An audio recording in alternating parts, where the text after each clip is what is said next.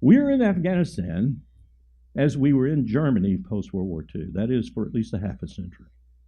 It has nothing to do with Kabul and state building, nothing to do with fighting the Taliban or proving that we can reconcile with the Taliban, and nothing to do with fighting any terrorist group.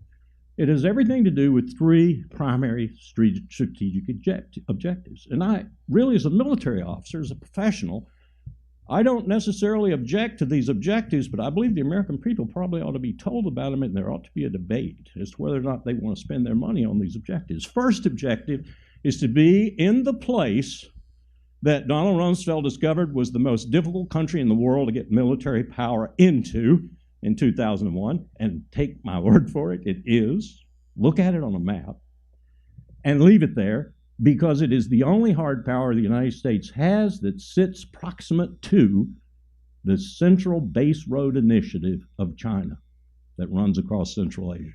If we had to impact that with military power, we are in position to do so in Afghanistan. Second reason we're there is because we're cheek and jowl with the potentially most unstable nuclear stockpile on the face of the earth in Pakistan.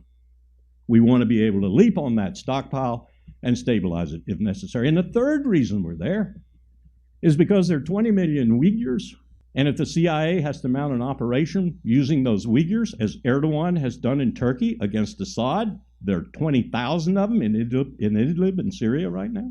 Well, the CIA would want to destabilize China, and that would be the best way to do it, to foment unrest and to join with those Uyghurs in pushing the Han Chinese and Beijing from internal places rather than external.